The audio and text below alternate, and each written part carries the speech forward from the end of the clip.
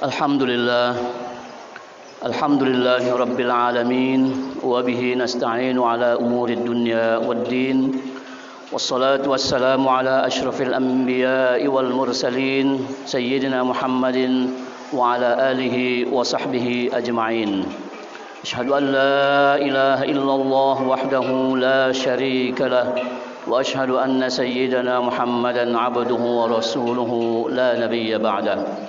أما بعد فيا أيها المؤمنون أوصيكم ونفسي بتقوى الله فقد فاز المتقون.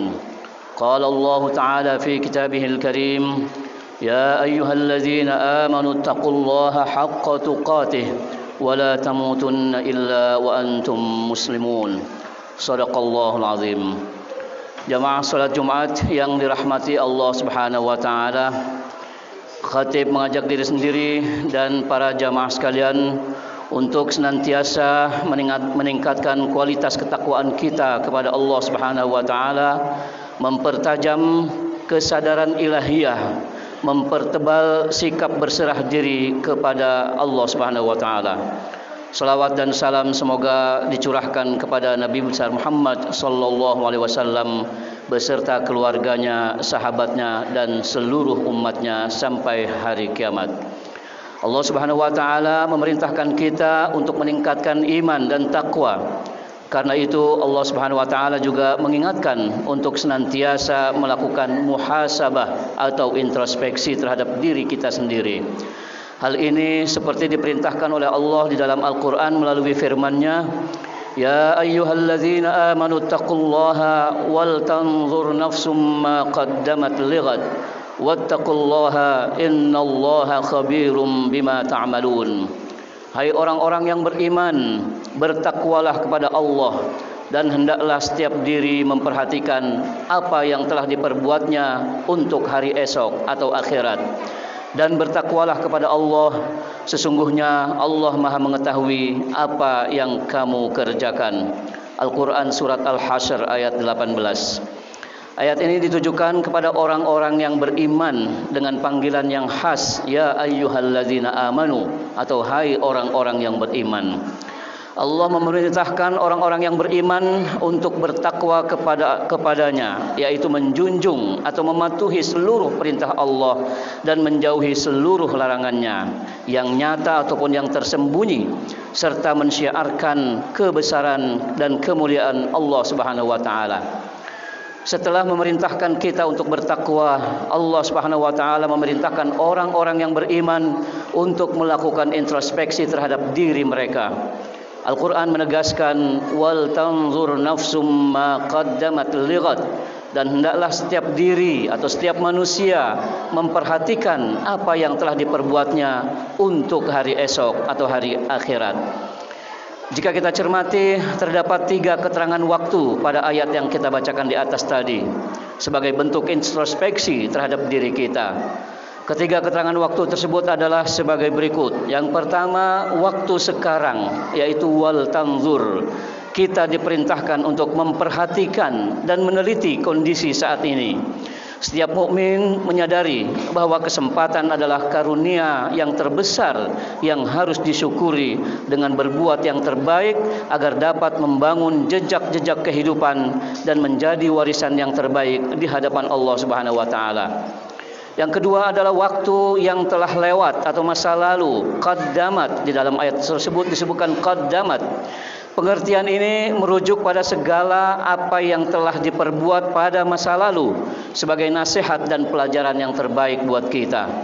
Dan yang ketiga adalah masa depan, yaitu lighad. Semua itu dilakukan agar kita tidak mengulangi kesalahan. Selain itu, proses introspeksi dilakukan agar kita dapat melakukan hal-hal yang lebih baik pada masa-masa yang akan datang, guna menghadirkan kebaikan dan kebermanfaatan bagi umat manusia. Jika dirangkai menjadi satu, maka muhasabah diri adalah memperhatikan dan meneliti segala sesuatu yang telah dilakukan pada masa lalu dan masa kini untuk kebaikan di masa-masa yang akan datang. Itulah kurang lebih maksud dari surat Al-Hasyr ayat 18 yang tadi kita bacakan. Perbuatan yang bisa menghubungkan masa lalu dengan masa depan yang lebih baik adalah introspeksi diri. Dalam istilah bahasa Arab, hal ini disebutkan dengan sebutan muhasabah. Hadirin sidang Jumat rahimakumullah. Muhasabah adalah meneliti perbuatan kita pada masa lalu dan masa kini. Apakah ia merupakan perbuatan baik atau justru merupakan perbuatan yang buruk? Dengan muhasabah diri, perbuatan baik pada masa lalu bisa ditingkatkan pada masa depan, baik kualitasnya maupun kuantitasnya. Dengan muhasabah pula, perbuatan buruk pada masa lalu tidak perlu diulangi pada masa-masa yang akan datang. Maka dengan muhasabah, hari esok kita insya Allah akan lebih baik di dunia maupun di akhirat. Sahabat Nabi Umar bin Khattab radhiyallahu anhu pernah berkata, "Hasibu anfusakum qabla an tuhasabu." Hendaklah kalian menghisab atau mengintrospeksi diri kalian sendiri sebelum kalian dihisab atau dihitung amal baiknya oleh Allah Subhanahu wa taala. Bila kita cermati lagi, paling tidak ada 3 makna penting yang terkandung dalam proses muhasabah diri ini. Pertama, orang yang rajin melakukan muhasabah sesungguhnya merupakan sosok pembelajar. Dan kita dituntut untuk menjadi pembelajar sejati sepanjang hayat. Banyak kisah di dalam Al-Quran yang harus menjadi bahan pelajaran untuk peringatan bagi kita di masa-masa yang akan datang. Dan hanya sosok pembelajarlah yang mampu belajar dari kisah-kisah masa lalu tersebut.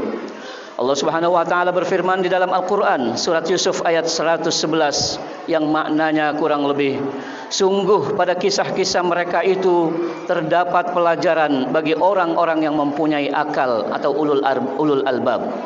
Al-Qur'an itu bukanlah cerita yang dibuat-buat, bukan dongeng yang dibuat-buat, tetapi membenarkan kitab-kitab yang sebelumnya, menjelaskan segala sesuatu dan sebagai petunjuk dan rahmat bagi orang-orang yang beriman. Sosok pembelajar sejati adalah sosok yang selalu berpikir dan terus berpikir sehingga mampu mengakumulasi ilmu yang didapatkan untuk diamalkan. Itulah mengapa Allah Subhanahu wa taala meningkatkan derajat orang-orang yang berilmu. Tidak lain karena orang-orang yang berilmu inilah yang diharapkan bisa terus menebar rahmat di muka bumi. Orang-orang yang berilmulah yang bisa merancang arah perubahan sosial di masa-masa yang akan datang.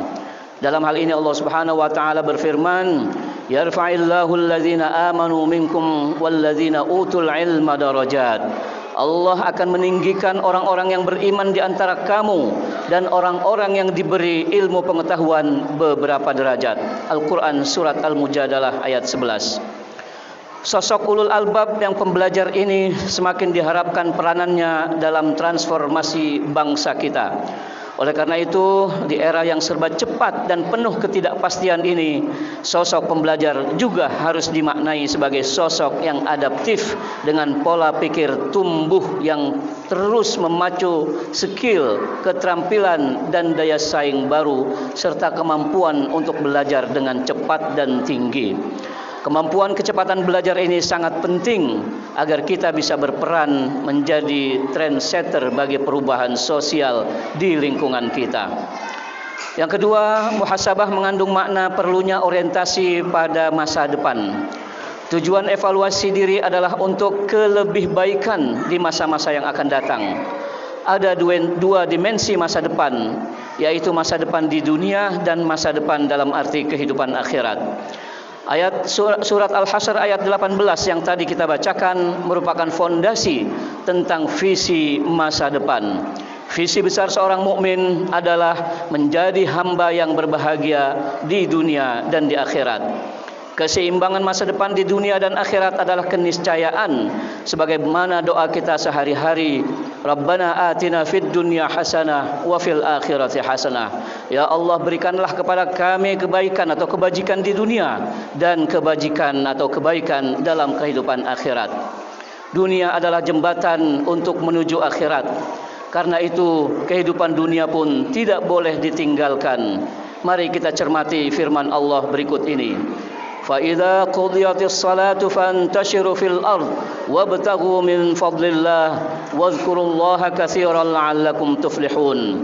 Apabila telah ditunaikan salat, yakni salat Jumat, maka bertebaranlah kamu di muka bumi dan carilah karunia Allah dan ingatlah Allah sebanyak-banyaknya supaya kamu beruntung. Al-Quran Surat Al-Jumu'ah ayat 10.